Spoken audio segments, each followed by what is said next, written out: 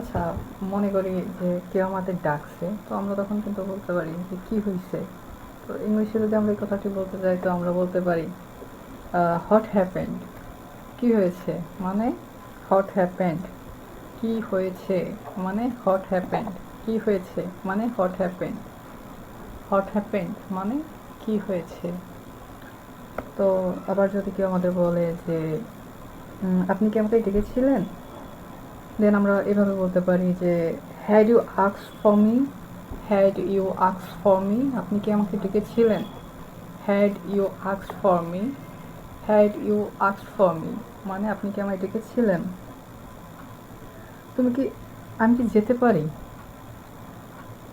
যদি কেউ বলে আবার পারমিশন নেওয়ার প্রয়োজন হয় আপনার বাবার থেকে মার থেকে, তো আমরা তো এভাবে বলতেই পারি, তাই না, যে বাবা আমি কি ওখানে যেতে পারি।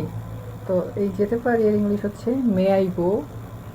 তো মনে করেন এখন বাবার থেকে পারমিশন চাচ্ছেন, তারপর আমরা এভাবে বলতে পারি ফাদার মে আই গো, বা ফাদার মে আই গোয়িং। বা মার থেকে পারমিশন নিতে যাচ্ছেন, দেন আমরা বলতে পারি mother I am going. Mother I am going.